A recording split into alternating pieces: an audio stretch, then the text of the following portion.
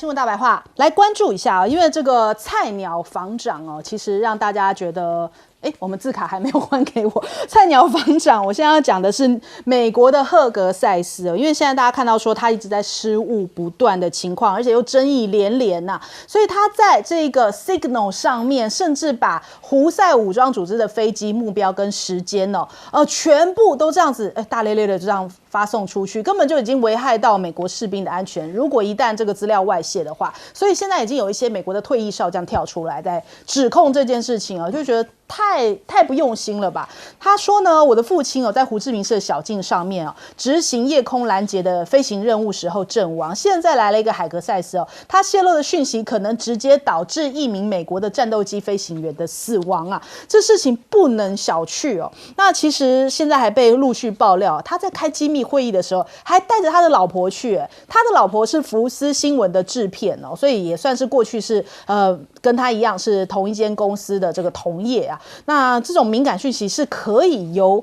这样子并非一个国安身份的角色一起来听的吗？那现在白宫对于赫格塞斯的这种表现虽然是力挺可是川普的盟友们却是私下直摇头，认为这接下来还会闹出更大的事情那共和党的一些鹰派甚至五角大厦的官员认为说赫格塞斯在这起事件当中搞砸了，未来一定会重挫他领导的国防部就是他的威信会让人存疑。那另外这个菜鸟房长去到了菲律宾，他跟小马可仕见面，在周五的时候见面啦，他就小马可仕讲说，称赞美国作为维护印太地区特别是南中国海和平的最大力量发挥了关键作用。赫格塞斯又说这个赫阻是全球所需尤其在这个地方，特别是贵国考量来自这个中国大陆的威胁，美国无意寻求战争那川普是和平的缔造者，说是这样说啦。那他们现在双方同意在巴丹群岛举行美菲特种部队的训练，那这个岛呢是在菲律宾的最北端，大概距离台湾是142公里但是大陆的回应也很强硬他说美菲间任何合作都不应该针对第三方或者是损害第三方的利益，更不应该渲染所谓的威胁，挑动对抗，加剧地区的紧张。所以中国大陆也被拍到了这个轰6战机已经进入到了南海路透社已经有这样子的消息报道出来。那另外 AI 现在成了这个中美之间的军事上面大家都在努力的一个领域美军现在计划要用 AI 技术来提升黄金圆顶的防卫系统自主力那这个是在关岛的防御系统当中的一个开发技术那这个防御系统包含了现代的新型现代化雷达，以及新兴的间接火力防护能力，还有新的整合战斗指挥系统。那美国呢还针对大陆的 AI 以及军事技术的发展扩大了这个贸易黑名单，希望能够借此来抑制中国大陆在 AI 以及这些先进技术上面高超音速导弹这些技术领域的发展那我们看到了这一位杨明杰他是中国现代国际关系研究院的院长，他就是说呢，暗批美国啦 ，AI 不应该是由个别国家来主宰那现在全球合作不能共存共赢AI 引发的安全挑战有3个面向需要考虑AI 其实它是这个AI 空间的超级大国，有的国家想要去主宰技术，但是呢，这样子用技术去制裁别的国家，想要确保你在 AI 领域的独立跟统治地位。那其实这种做法是不对的，已经开发的国家跟开发中的国家在 AI 上面的这种差距这不应该是由你来作为一个限制，应该是大家一起来做努力的。这首先我们来请教一下彬哥。我觉得赫格塞斯这次当然是犯了非常严重的错误，因为一开始大家把矛头指向那个国安顾问叫做那个沃兹然后结果因为他自己莫名其妙把那个总编辑拉进去，这个再来讲，你根本不应该拉他进来。那这个当然是犯了严重错误。那他也说他会承担责任，可是看起来川普并没有打算对他做出任何处分。那可是问题是，赫格塞斯犯的错误其实比他还严重。为什么还严重？因为这是一个很多人会看到的，虽然他是加密群组没有错，但他是很多人会看到的东西。你怎么会把作战计划 PO 上去？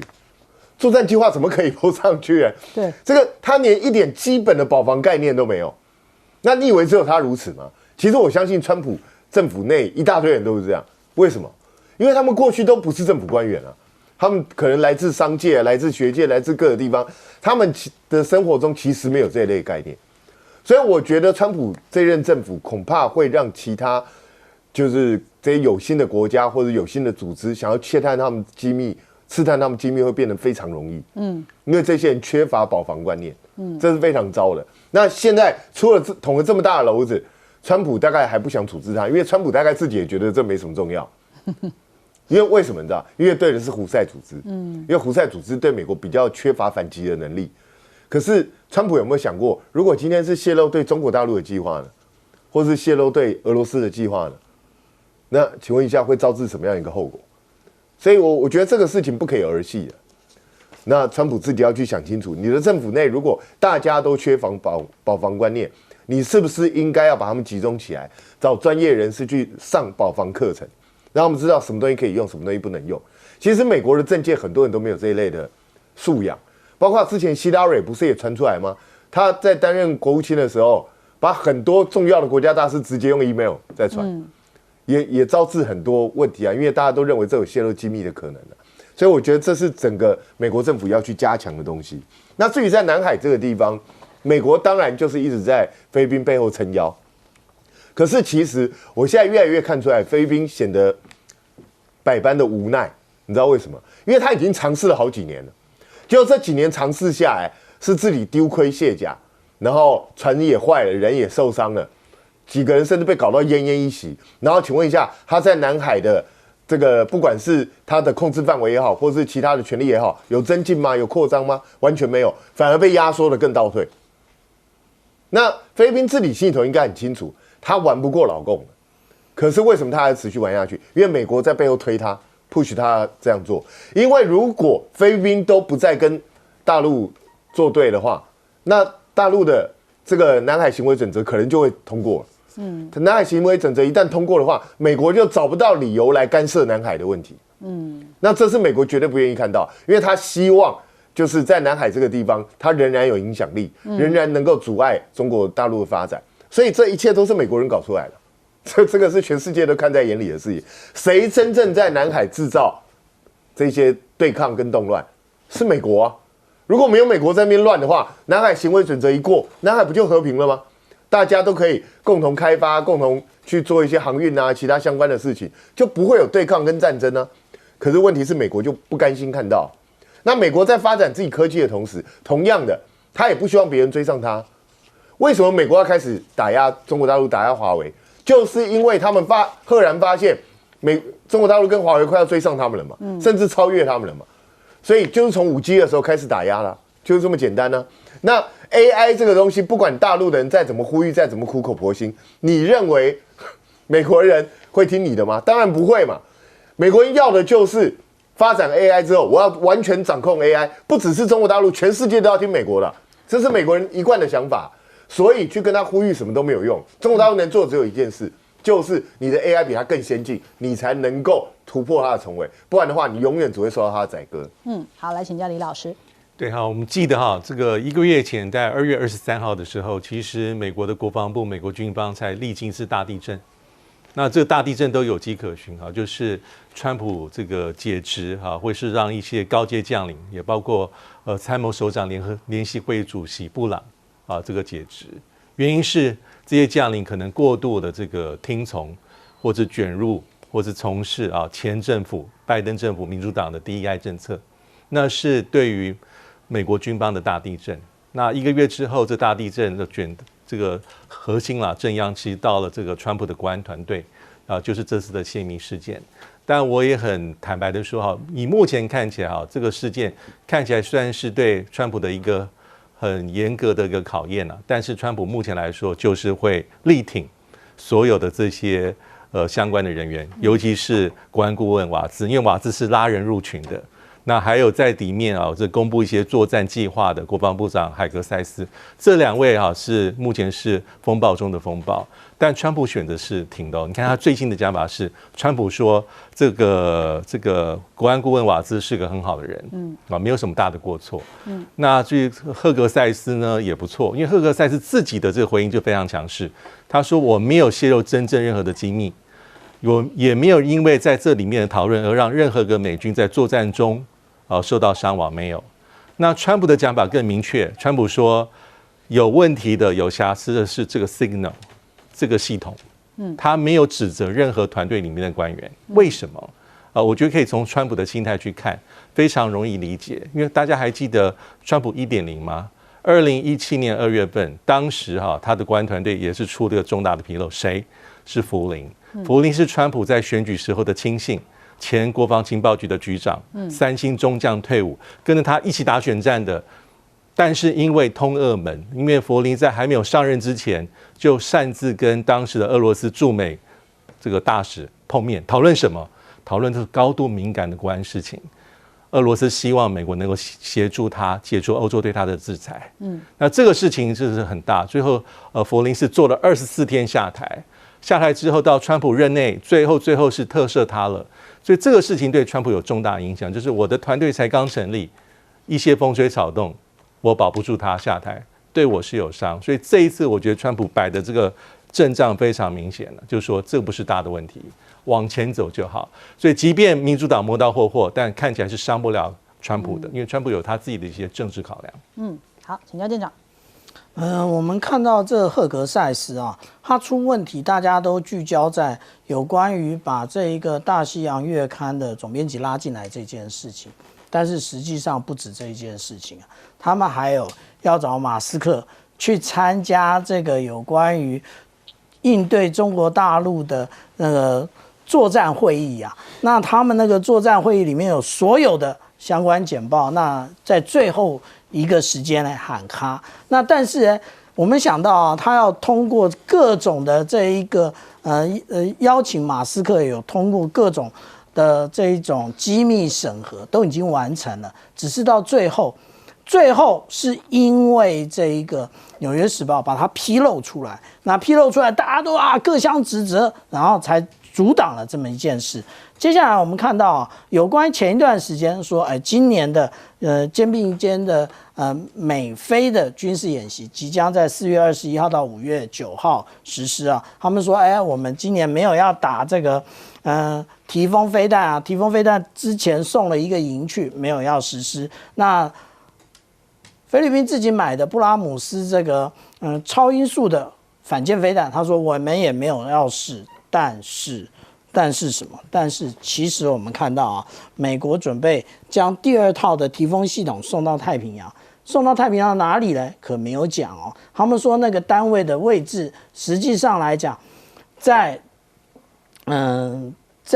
夏威夷，但是呢，上一次送去的也是在夏威夷啊，然后但是也是这个第3多域特遣部队送去的，而且不止如此啊，我们看到的最新的一个说明啊，也就是美国海军陆战队啊，它其实预置了一个非常大的仓库，也就是我们这边看到的这一个仓库，然后其实在苏比克湾，它要放置一些装备，放置什么？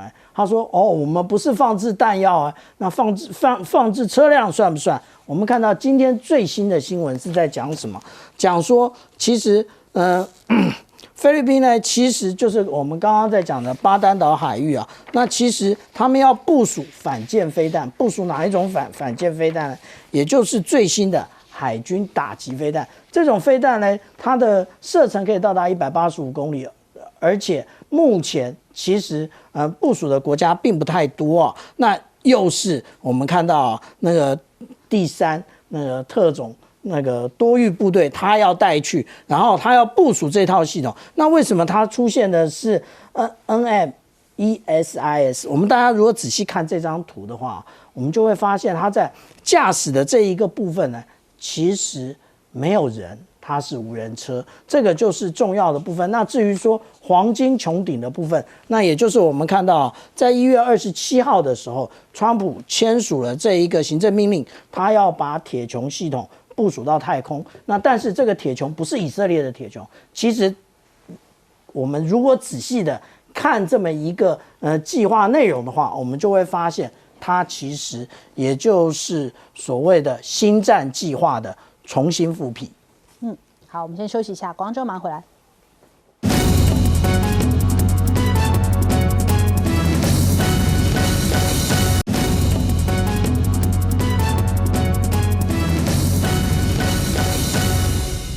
好，最近在中国大陆哦，网络上面讨论最热的一个人，应该就叫做甲亢哥了。iShowSpeed， 他其实是 YouTuber， 一个很厉害的这个大概几千万订阅的一个大 YouTuber 哦。那他最近去到了中国大陆啦，到处体验中国大陆，而且他的模式啊，跟那种一般我们前一阵子讲说 China Travel 那一些旅游部落客又不太一样，他们可能是拍了影片，然后剪辑再上传哦。但是甲亢哥他主打的就是一个直播。所以他全程是用直播的方式一边在玩中国大陆，所以造成的回响非常的热烈。他在 X 上面也有发，然后在 YouTube 上面也有发。那很多人也是把他的影片剪成一个片段的，在中国大陆的各个网络平台里面在放送。所以哇，现在讨论度极高啊！昨天他去到哪了？去到了我的祖籍河南哦，去少林学功夫啊。那结果啊，他去学功夫还穿上了这个功夫装，但是呢，他真的是见识到这个中国功夫的厉害。我们来看看。1, 2, 3. Hey, good there, Master Shin.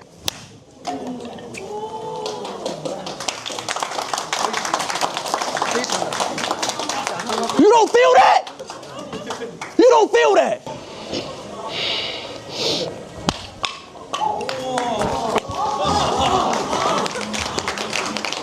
Ah! 对，为什么叫甲亢哥呢？就是因为他其实表现上面表情的张力非常够哦，所以人家就会用一种甲亢来形容他，所以他有这样的一个绰号。那他的确是在那边哦，全程我看了一下，他去拜师要学功夫啊，还这个跟师傅这个敬茶哦。那他就是觉得说很崇拜中国功夫，因为他以前有看少林足球嘛。那结果没想到，轮到他体验一下功夫的时候，哎呀，痛得哇哇大叫。那另外也引发话题的就是，他还去搭了这个京沪的这个高铁这一段，参观故宫、长城啊，然后去到处体验哦。那特别是他去到了高铁，还跟这个直播的观众讲说，我们现在在高铁上了，不知道等一下讯号会不会断。结果讯号没有断啊，他又这个用一种极夸张的语气，很惊讶说竟然没有断线。我们来看一下。Look at these mountains. Oh, we're lagging. We're gonna lag. We're underground. I'm still like 5'5", 7. That's the tunnel she was talking about. Chat. If it lags, don't leave. Okay, we're under tunnel. You can't get signal under the tunnel. Still wrong. Yeah, we lagging. Still haven't. We're actually not lagging. Yo, China's crazy.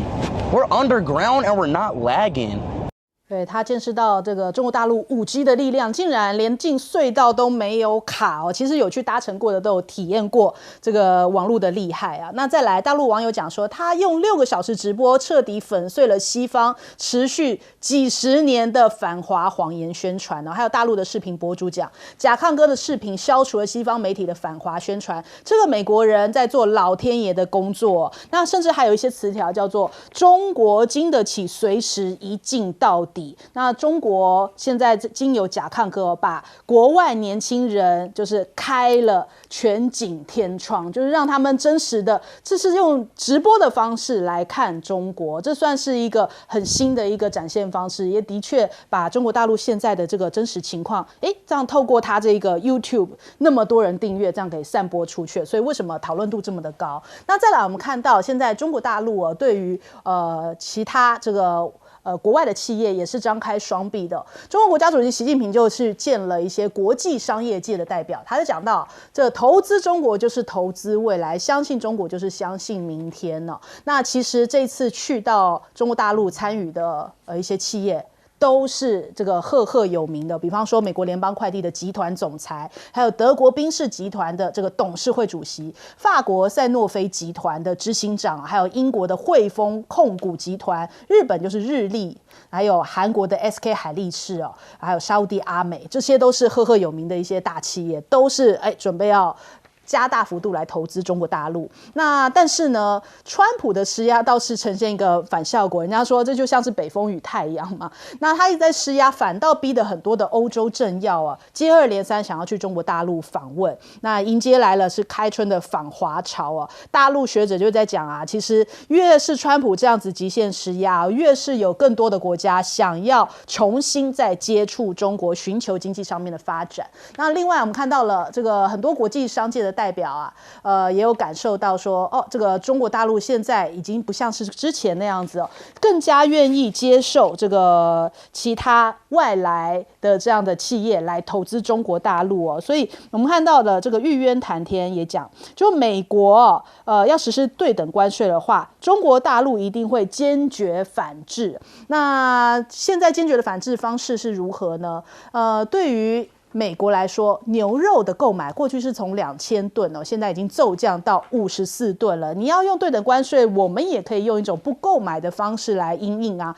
那还有对于汽车关税，其实《金融时报》都不看好，就说你越是这样做越是在助力中国大陆的电动车领先产业那这一回，其实我们刚刚也看到，甲亢哥也去体验了一下小米小米的电动车最近话题也是不断。那我们来看看小米最近的这一款新车，在3月28号新车命名叫做御七它是取自这个陆战车御风而行的寓意。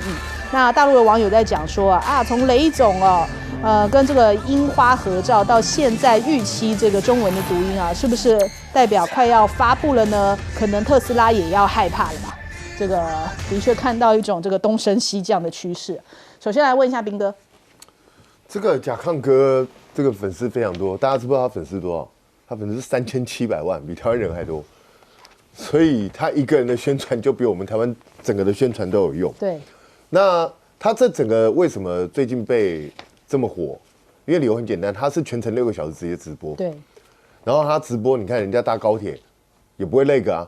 那其实，在我们现在，我们觉得搭了高铁不会进隧道不会累个，也没什么大不了，就加强迫器而已嘛，没什么。可是你要知道，美国的相对来说，美国的铁路建设是蛮落后，所以它会很自然而然讲进了隧道就一定不会有讯号。所以我觉得这个其实没什么。其实反观美国现在在基建上面很多地方已经开始落后，这不是落后中国大陆，是落后世界各国。其实我觉得美国自己要想想看，这么多年来，美国当了世界霸主之后，是不是太疏于建设自己的国家是不是太放纵自己那我也比如说从另外一个角度反正，就是王一川先生。看到没有？有没有靠背？自己看，人家这个不是什么小粉红拍的嘛，对不对？这是外国人拍的嘛。他们接下来抹红甲亢哥。对啊，你还是他也是中共同路人。对，他穿那么红，对啊，一定会抹红。那你要知道，这个甲亢哥，他今年才20岁，非常非常年轻。那就是因为他很多夸张的表情这种动作才会吸引很多人，就觉得他很有趣嘛。那我觉得他这一趟行，我相信他也不是刻意要去帮老共做什么宣传，就是好玩，因为他其实经常这样到处世界各地这样去走，真实体验，真实的说，他就是真实体验去让你去看看。那我相信他也不会刻意去帮老共美化什么东西。那我觉得大家不信的人或觉得中国大陆很奇怪的人，你可以透过他的影片去看看，去看看真实的中国大陆到底是什么样子。那但是中国大陆现在有没有遇到困境？有，美国的贸易战跟美国在全世界发动对它的围堵跟制裁，一定对中国大陆的经济产生影响，一定有，这也不要骗人怎么可能没有影响？可是问题是，我一直搞不懂美国的真实的战略意图到底是什么。也就是，如果你真的认为中国大陆是你最大的头号敌人，那你应该集中心力去对付中国大陆啊。可是川普在干嘛？川普在开地图炮，他对全世界开战。又打欧盟，又打加拿大，又打墨西哥，又打中国大陆，那你到底想要获得什么样的一个结果？你希望全世界都美国一出手，大家都吓坏了吗？人家当然会吓坏，可是吓坏的结果是，你看现在这些国家就跑去找中国大陆就这么简单的一件事因为你逼得他不得不这样做嘛。我一直在说，你逼了中俄合作，到底对美国有什么好处？那现在你逼的中国大陆跟欧洲又重新开始相连。那美国到底想要干什么？我觉得美国自己要想清楚。好，请教李老师。我也蛮同意就是目前川普你最重要的这个战略目标是什么？我觉得大概是2条路，一条路可能比较像川普所想的，就是矫正所有对美国不公平的政策。在经济上，美国要大量的能够占到便宜，把过去的这种不公平把它矫正。那但是传统上，至少从川普1.0，大家会认为说，有一大派的美国这种怎么讲精英啦，尤其是在这个决策圈里面，会认为说头号对手就是中国大陆，要打赢这场这种战略竞争，长期的战略竞争。而且不是1天2天，要想方设法在外交上、战略上、军事经济是一个下的大棋。但因为目前川普主要事情还是川普自己是非常执着于这个关税了。他认为关税不只保护美国产业，还可以创收，还可以作为施压对手的筹码，3合1的好处。但是在这样的一个指导之下，就会有一些水土不服的地方。我们看到加拿大最错愕就他，第2个欧洲。欧洲跟美国过去有没有吵架？当然也有，但是会像这样子面到这样的状况，应该是非常非常的罕见。所以现在欧洲这个的做法就会让人这个非常的好奇了，因为过去在拜登任内其实美国是非常拉拢欧洲的，对不对？要去想办法围堵。但现在看到欧洲很多国家可能讲话的口径也出现一些微妙的变化，就有点在做一个战略上的避险。就不会跟美国这么这个亦步亦趋。那尤其是过去当美国会比较讲究这种理念价值观的时候，它又是一个很隐性的这个结合点，尤其跟欧洲传统这些大国有一些共通的语言，包括一些所谓的进步价值。那现在这些川普大概都弃如敝屣，不重要，因为他不是美国实质利益，所以有这么多的一些考验，所以很麻烦。还有一个更重要的地方，就是在以上所讲的状况之下，所以川普很多作为就是不分亲疏。大家不要小看这个部分亲疏。我刚刚讲的加拿大跟欧洲这些大国心里面的最大的感触可能是这边。比如说川普1.0时候的这个钢铝税，它是经过长期的调查，而且对于盟邦有比较多的一些优惠，或是豁免措施，这措施还延续到了拜登时期。但是到了川普2.0，第一他没有这么仔细的调查，动作来的又快又猛，而且反复，而且不分亲疏，所以这里面的后作用力、不确定性就非常非常强。好，请教店长。我们看到啊，这个有关于习近平主席他会见了国际工商界的代表啊，刚刚罗列了这么多啊，其实中间啊还有一位，那这一位其实很具有代表性啊，他其实也就是三星的会长李在镕。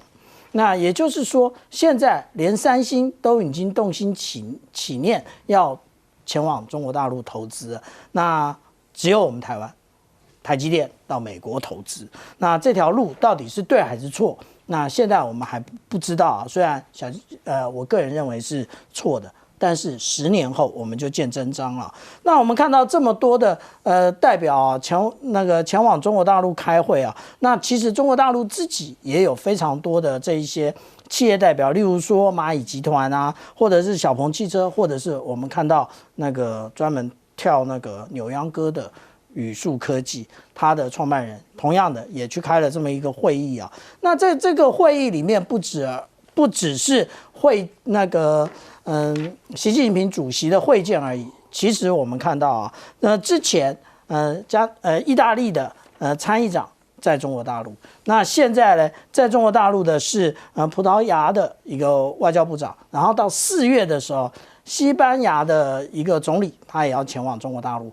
为什么现在大家都前往中国大陆，只有我们台湾把中国大陆视为一个境外的敌对势力啊？那我们到底有没有桃花派系？这是一个问题啊。那但是我们这样讲啊，那个大陆的国务院副总理何立峰，他会见这个欧盟的贸易代表的时候，他讲得很清楚啊，也就是中国愿意与这个欧盟一道啊，其实妥处这个经贸的分歧，因为大家其实要赚钱，然后当然都想要保护自己的企业，然后都有一些关税，那这些大家可以坐下来谈判，然后共同抵制什么？抵制单边主义和保护主义。这里大家不觉得很耳熟吗？就是针对美国而来，针对川普而来。所以我们这样讲啊，其实截至今年为止啊，这个中国与欧盟它建交了50周年，可是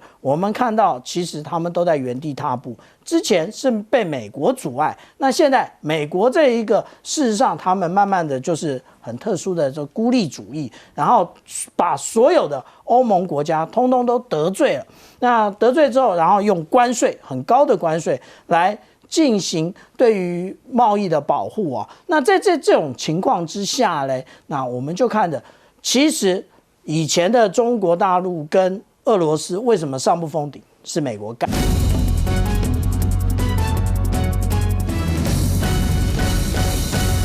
好，我们接下来呢，再来要看哦，是现在呢，美国有这位千万网红，不晓得您有没有看过呢？这位网红他叫做甲亢哥哦，这是他自己取的名字。那他现在就开启了他的中国行，而且呢，他号称是要带着功夫梦来前行的哦，因为他到了这个河南的少林寺哦，要来拜师学艺。不过呢，这个师傅哦，就说，一说中文那个，他原本还以为在骂他哦，就反正影片是蛮有趣的啦。我们先带您来看一下。Train me. Please train me. Please, I will do anything. I want to be just like you. Train me, master. Tell them to come in. Tell them to come in. It's okay. Yeah, tell your students to come in. 那个 Only students. 无情，这孩子都进来吧。 1, 2, 3.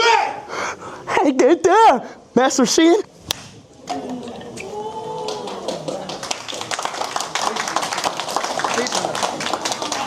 You don't feel that? You don't feel that?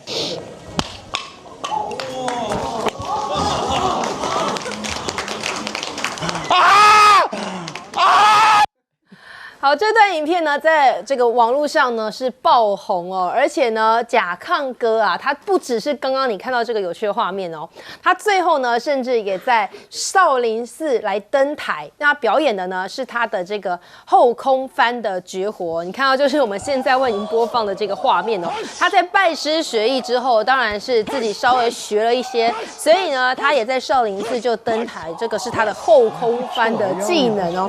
那很多网友就很惊叹啊。说原本还想说，你看刚刚他被打到倒在地上哀哀叫，结果现在呢一表演起来，看起来还似乎真的是有模有样的哦。那他当然也是表达着他对于这个功夫梦的学习热忱。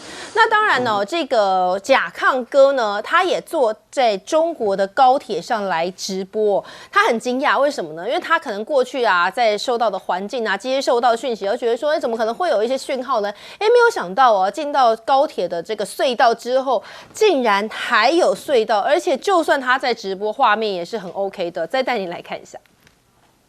Look at these mountains. Oh, we're lagging. We're gonna lag. We're underground. I'm still like 5'5", 7. This is the tunnel she was talking about. Chat. If it lags, don't leave. Okay, we're under tunnel. You can't get signal under the tunnel. Still on. Yeah, we lagging. Still haven't. We're actually not lagging? Yo, China's crazy. We're underground and we're not lagging.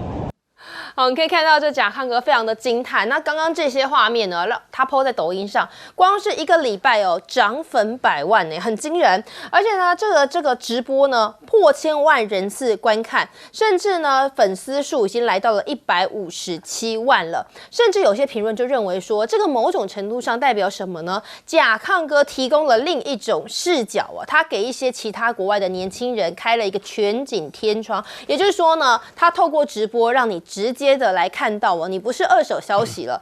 所以呢，甲亢哥啊，在上海啊、北京啊，他有一个6小时无间断的直播，立刻就冲上了YouTube 全球发烧影片的1、2名，比他在其他国家哦，他播3、4个小时的直播还要更久。那他就说啊，是把真实的街景呈现在这个，因为是 YouTube 或者是抖音嘛，都是很多年轻的观众会来使用的平台。这也是呢，很多全球，如果你是反华媒体，本来可能营造说中国啊到这边是很封闭的啊，或者是污染啊，基础建设很落后啊，但这个形象透过这个甲亢哥他的直播就会瞬间崩塌。发了。那有人就很酸啦，说甲亢哥光是6个小时的直播，一下子就让美国有16亿的反华经费，因此打水漂了。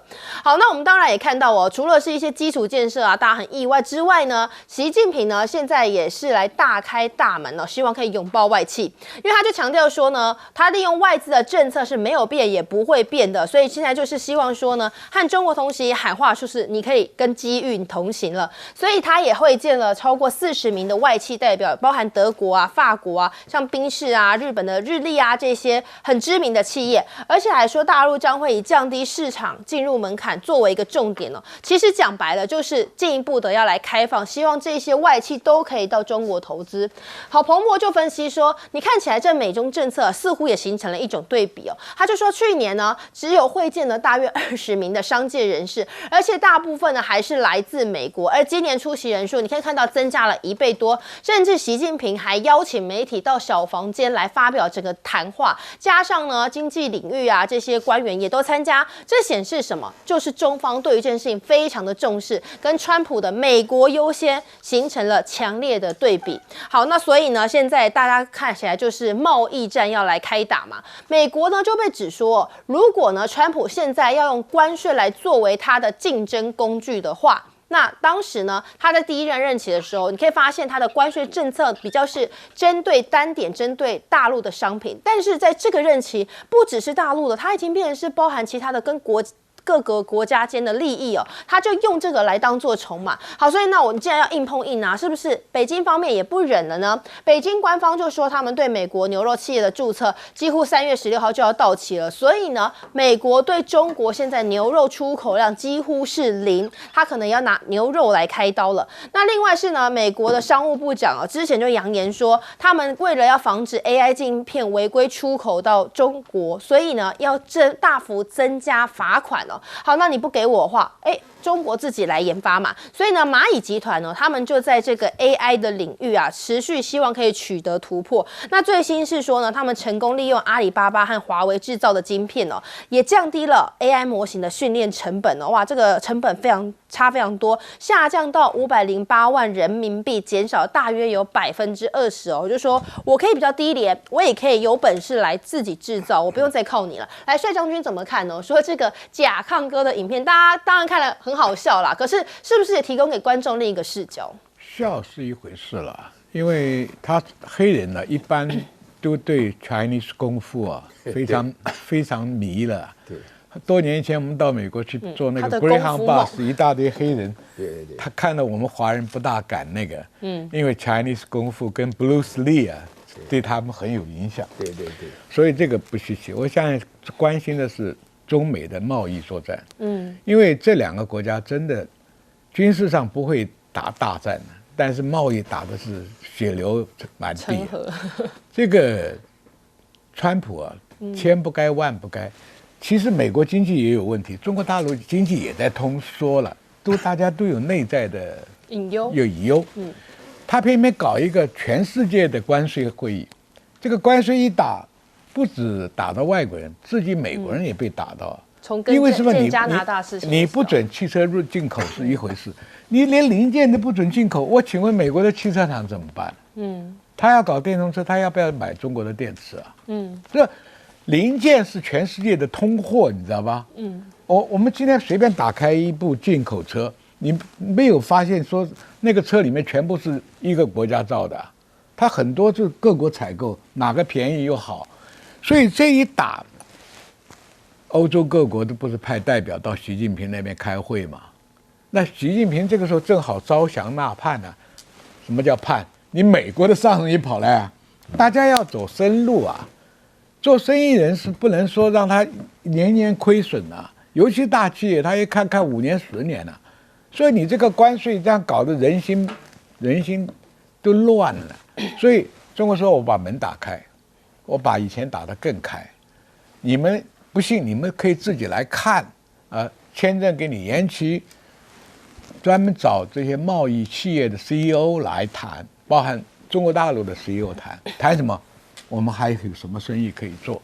因为生意人经不起亏损的，所以即使是美国很多商人，这次习近平开的商会里面，美国来的代表很多，代表什么？美国的商人也活不下去了。你今天这个金属不准进口，那个不准进口，他拿什么东西做？所以德国的更不要谈了，他是卖高级汽车为主的。那不管 Benz 也好，这个奥迪也好，宝马也好，它都要走电动化。走电动化就要买中国的电池啊，因为中国的电池续航力长，充电快。哎，你还有什么电池跟它比呢？你在那个地方充电，一充10分钟，1个钟头、2个钟头，我干嘛啊？它现在5分钟让你就可以走了，走400公里。所以这个问题哈，货比货是最可怕的事情。我价廉物美，性价比高，所以这是中美大战。表面上看川普很得意啊，这个给你加，那个给你加。他现在我的感觉，他好像是在一个四面都是3倍的地方喊，听到了回音。什么回应？American Great Again， 结果只有一个回应 ，Again， 都是他自己，就是跟你对抗，又来了。所以这个问题就是说，它比我们讲的商人跟商机是差不多的。到底鹿死谁手还不一定。但是有一点我可以确定，中国人挨的功夫比你强。肯定的嘛。美国人你过惯好日子，你能比我扛住吗？由奢入俭。我们这10几亿人口，可是当年从民工一路打上来的。是的，对不对？来，苑老师。我很羡慕这个黑人因为我熬了7、8年的话呢，才100万抖音粉丝，他搞了7、8个钟头就有了很羡慕。为什么呢？因为我觉得这个基本上我们平常干的都是一样的事儿。我们觉得大陆在发展的各方面来讲的话呢，我跟你讲你到了西方国家，包含欧洲跟美国没有看过这么干净的啦。也没有这么有秩序的啦。你爱穿什么的话呢，也没有人会骚扰你的啦。白天晚上24小时出去玩什么的都没有这种不安全的地方。你要不要这种安全？你要不要这种舒适？你要不要这种干净嘛？所以说我们这个 Speed 它这个叫什么甲抗我不知道这名字哪来的它基本上的话呢，它所做的事情就是司空见惯。但是我觉得10天免签证真的发挥效用了。很多人一看以后，想到中国去玩一玩，因为这个现在机票不是很贵，以前贵的是要办签证很麻烦，对不对？现在人家就可以看到。但是我也是觉得说是这个习近平会见外资代表这件事情有3点是非常非常特别的。第一个的话呢，大家知道吗？你看我们从这个王文涛开始就是有外资代表，这些外资代表要等着会见习主席，等了4天啦。从上礼拜开始就有这个消息了，为什么等这么久呢？因为大陆要想一个对策真的是要让子弹飞一会儿。为什么要想个对策？因为这个情势太复杂，他要等到川普宣布所有的汽车都要加25%关税。你看，就刚好等到这，马上就开了这个会的时间，这是第一点。第二点的话呢，我觉得这个当中的话呢，不但是欧洲国家、日本、韩国，连美国的企业，他们在这种新任的这个总统这种60多天的搞法下来讲，真的是没办法，非找一条出路不可。这个出路的话呢，就是要找到中国来，所以说人数加倍，而且在那边的话愿意，大家自己凭良心讲如果说是没有出现这个川普做这么大的改变的话，那这种表现的话呢，实际上的话呢，都是要冒很多风险。现在既然美国现在对加拿大的态度简直是疯了一样，我说句良心话，那个马卡内都觉得说这莫名其妙，他们虽然没有热战，但是其实已经恨透了那这样子的话呢，里面说出现所有的借这个机会要加大对中国投资。然后第3点我觉得非常重要，因为习近平也讲了，说有3000万个机会工作机会是外资投资的。那他讲说投资中国就是投资未来。那你这句话你心里的感觉什么？因为你投资中国为什么是投资未来？第一个的话呢，有大批的很勤奋的，而且素质很好的工程师加劳工。然后第二个的话呢，他们成本比较低你现在那个美国搞了关税，要那什么制造业回美国，美国劳工都贵到什么程度美国劳工有工会大家记不记得去年那个港口的那个罢工跟那个汽车工业的罢工，通通照准就是拜登跟那个川普每次到了选举年就来了以后，2个人都照准，这一切都准。所以这种情况下，然后第3个部分我要讲到牛肉的问题我建议大家现在虽然情势不是那么好但大家到大陆就要去吃牛肉了，尤其是到成都，你去吃那个麻辣锅的时候，你叫盘牛肉现在便宜的不得了，因为大陆的牛肉从俄罗斯进口1000万吨从阿根廷进口700万吨大陆这个牛肉这东西又不可取代的，但是主要的目的是不进口美国的牛肉就这样情况但这样算不算是川普有点策略失当的？来，老师。哎呀，讲到川普，美国这阵子真的，川普当然做了一个他认为应该做的事情，可是也得罪了很多原来的朋友。更重要的是，他的很多作风刷新了、颠覆了原来大家对美国的看法。但是另外一个极端是，中国大陆现在一直开放，特别是最近啊，习近平带头，他为了一定程度要解决他们的经济的问题。过去很多外资都跑了，啊，美国这个疫情，再加上美国的各种各样的打压、各种限制，可是现在最近美国出了很多问题啦，人家是有策略的，然后接见这个前阵在那个中国发展高层论坛在北京，700多个外来的，80几个高层的企业家都参加了，那习近平亲自出席，散放了这个讯息。不止这样，现在杭州是变成他们的创新之都，而苹果的库克就那边去了。以前他去那边去，是看他的这个生产基地。现在杭州已经是一个创发研发的很重要的地区。不止这样，还去那边喝茶，文化的东西都在改变对中国的形象。那甲亢哥这个不是高层，他是一般，他这种网红，带来那个效果最大。高铁里面那个是最戏剧性的，几乎我看到很多外面人到中国大陆去，都被他们的高铁震撼，因为过去。对中国大陆被妖魔化，他们形象中都是很糟糕的，所以这位老兄讲说，那到处都一样嘛，一进隧道一定就卡了嘛，然后一定就没有讯号，哪晓得中国大陆这个东西可以一路畅通？我们可能很觉得习以为然，大陆的朋友可能也会习以为常，这个是很不容易。而这个时候透过一个外来所谓的美国的一个先进的，当他就被惊艳到之后，他那个震惊啊！你说少林寺那个当然有很多什么武术，这个都，我看这个人是学过一点武术基本功啊，要不可能那么。但重要是中国大陆的建设跟发展打破了过去长期被污名化、被妖魔化这个形象。那刚刚讲东升西降，你这个美国自己本身自己破坏自己的形象，那中国大陆从过去被讲的那么差，忽然间发现说，反差这个落差很大，这个一来一往啊，实际上是影响非常非常大的。不止这样啊。我看这2天要前台积电2个高管，一个这个蒋尚义跟林本坚，他们在新竹发表个新书。那林本坚就讲说，一直打压，一直这个压制中国大陆的这个芯片发展是挡不住的。才讲，我看前天上海有一个半导体一个发表会，忽然间来一个叫做好几个山的计划，5山计划，什么武夷山、长白山，还有我们台湾阿里山，他们有一个叫做新凯来的，大量一下子发布了很多他们的新的创发的。而且这等于是新的光刻机已经完成了，它当然没有整机，可是这一部分全部凑起来是非常惊人的发展。就是明明知道压不住，而且越打越强，这个就是最关键的。中国大陆的变化已经产生了。对，刚刚讲到变化产生，持续来关注。好，接下来镜头我们带大家看到是在菲律宾哦，这个杜特地啊，终于过生日，可有点淡淡的哀伤，因为没有家庭团聚。他是持续在海牙居游，是过他80岁的生日哦。但是呢，在生日集会还是有一群很支持他的人走上街头哦，是有主办单位号称说有15万的支持者涌入的地方，这里是达沃市哦，在街头说要来帮远在海牙的杜特地要帮他庆生。那诉求呢，就是希望说国际刑事法庭的居留中心可以把杜特地遣返回菲律宾。但当然啊，这里看到呢，这个满满的密密麻麻的人潮，而且他们都高举的这个旗帜啊、灯光啊，就会希望说呢，要来除了祝杜特地生日快乐之外呢，也要表达他们的诉求。可是也有一群反对者，他们是在马尼拉的部分地区也举行了示威的活动。好，那另外在欧洲的部分呢，也有是来自菲律宾的移民，他们要前往荷兰的海牙，就是要求说可以释放杜特地。至于中国方面呢，说是对于杜特地的支持哦，还是一样的，像是呢有一张中国媒体啊就转发了全球向杜特地致敬的这个贴文，另外在社群平台上现在流传，而且呢很多的社群媒体啊在贴文当中哦也把副总统萨拉直接称呼他就是下一任的菲律宾总统。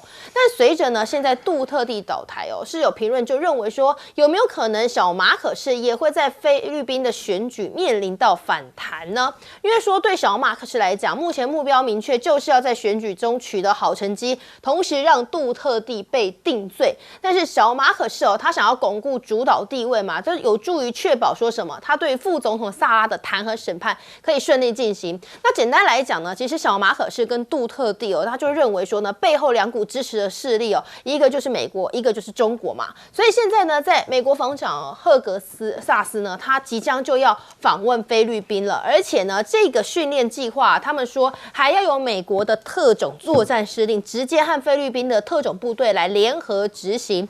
这项训练呢，他们号称是要提升两国军队的一起作战能力但是你当然看到有菲律宾人，他们就上街抗议啦，说这是代表什么？美国军事介入我们吗？是想要来介入我们来对抗这个中国的侵略吗？所以呢，也有很多这个民众他们是上街头，而且呢举这个标语同时呢也焚烧了美国的国旗，表达他们的不满认为说呢，现在美国人怎么会连军事也要来介入？我们也要干涉，把手伸进来呢，所以他们就是认为非常非常的不妥的。那大陆外交部呢也说，一直以来是在南海纵容盟友挑衅滋事的就是美方，还奉劝菲律宾不要以美闹海。在南海的争议不休的情况之下呢，就有说解放军南部战区他们也说菲律宾频繁呢邀请外国在这个地方来组织联合巡查，这是一个散布非法主张，这可能会破坏这个地区的和平。好，就在美国的防长访问菲律宾前夕呢，竟然发现中方也有这个战略轰炸机就现身在南海。那当然中国方面没有公开宣布这个消息，只是这照片一出也是一个恫吓意味十足。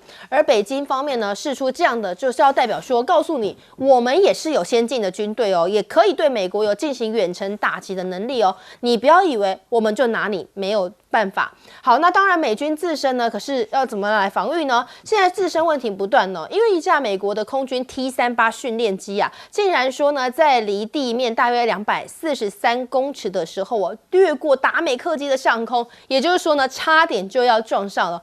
而且这个夸张的是什么？事件发生不久之前，1月31号，同一个机场也才发生说有黑鹰直升机和客机相撞，怎么完全没有汲取教训呢？又来发生了。那另外是呢，还有10多名的空军现在呢是来这个表示说，有一些相关的他们这个 signal 门的丑闻呢，也惹怒了美军的战斗机的飞行员他们痛斥说，你把一些相关的讯息提前外泄，这根本就是要害死这些飞行员吧。好，我们先请教帅将军怎么看说这个杜特地生日这一天但是后续引爆的效应还是不断。这是小马可是自己搞出来的马蜂窝嘛？你不敢自己明目张胆、正正堂堂去审查这个杜特地，最后暗中使坏，联合了国际法庭，由菲律宾的警察把他飞机送到海牙去。这个让菲律宾老百姓很看不起你。菲律宾本来就是2个家族的政治家族，一个是马可仕家族，一个是杜特地家族。今天杜特地家族放出来几个信号，都对马可仕很不利。你爸爸死在美国，我让你光荣回国葬，这是一个favor，对你很大的恩惠。今天你是这样回报的嘛？所以菲律宾人就看不起小马可仕的做法。那小马可仕有名的是亲美派，对，所以美国一定要想办法表态来支持一下。可是美国的这个部长来他发现不行这个菲律宾对他并不是很欢迎的，所以除了见小马可仕在他的这个官邸以外，就跑到美国基地街上他不敢去因为示威的很多。你知道菲律宾对外汇的收入最大宗来自于哪里吗？菲佣，香港的菲佣，阿拉伯的菲佣，全世界的菲佣。这次杜特地的妹妹为什么到海牙？那边好多菲佣在那里要为杜特地过生日这个他们还发起一个运动，1个礼拜不寄钱回国。这个就对菲律宾让你的外汇受到大冲击，因为他们主要收入是来自于这个嘛。你卖点芒果什么东西，你卖不了多少钱嘛，都是靠赚钱回来。菲律宾就是一个香蕉一个芒果所以这个外汇马上就反映了很多。菲佣的家庭会不会为这个也反对你所以现在有人称他妹妹为未来菲律宾的总统嘛。就是可以预判。小马可仕想尽办法，就是说要修宪，能够让他连任。这一招搞了菲律宾说这违反传统、违反民主，对他更不利。所以我觉得小马可仕的大脑是有点问题他还要玩政治啊，他真的玩得不聪明啊。所以我讲，他这一次可能就到此为止了。对，这菲律宾的问题也衍生成这美中角力吗？休息一下，我们马上回来。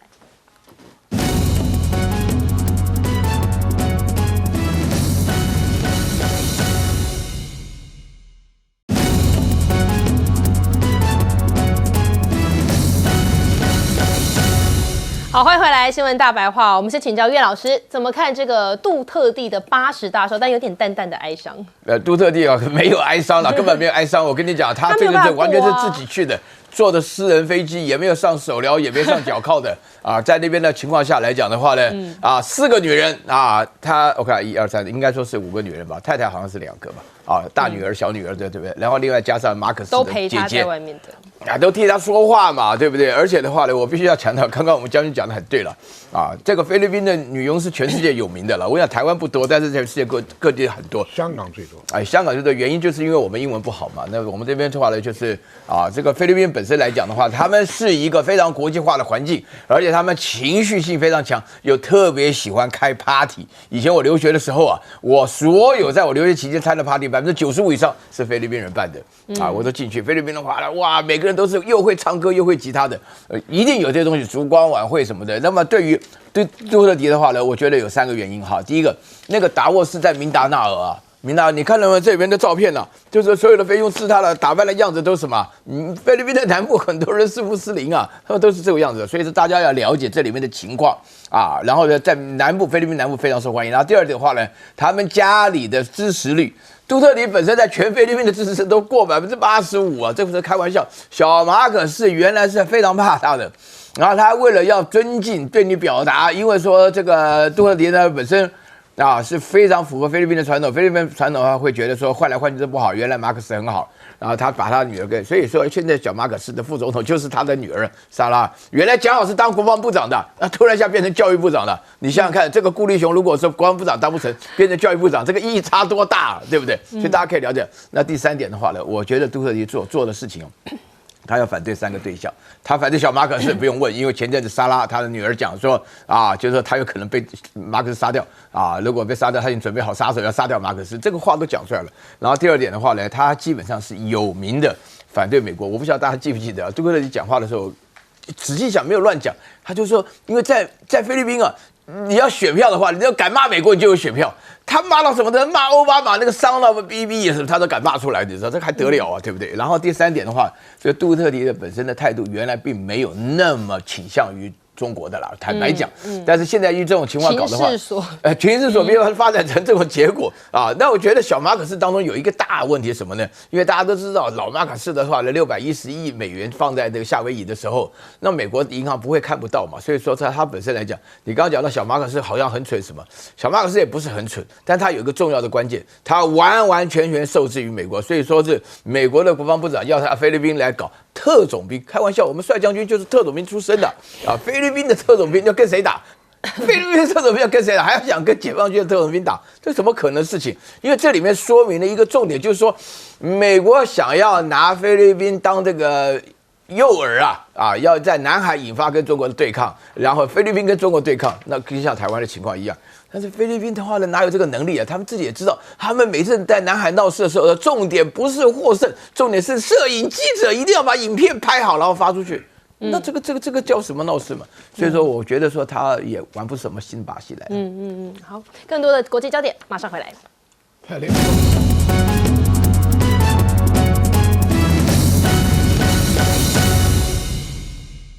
兵我们一定要特别注意因为他跟美国国家殖民地长期也是亲美。杜特地非常重要，就是他发现中国的变化，他不应该轻易偏袒一边，所以他选择一个两边平衡，稍微有点亲中，就没料到他想说交棒给小马可斯，应该可以延续他的路线。就这家伙，刚刚前面都提到了，又倒回去亲美，然后美国的军人基地又回来了。那同时呢，配合美国对中国不断的进行各种各样的挑衅跟骚扰。其实你严格看，跟台湾一系列的，这是同一个作为，都是美国人家在布局。那这几天他们已经开始演习，3月，然后4月还要继续什么联合，就演到7月，越演越烈。这个时候，美国的国防部长去拜访故意的。然后这个菲律宾的军方还讲一些挑衅的话，然后说老共知道怎么样，然后你会越晚上睡不着，就表示我们有用。中国大陆的军方当然就用很强烈的反应发出来了，但这个是在干什么？中国大陆的那个外长已经讲说，远亲不如近邻，更何况中国是越来越强。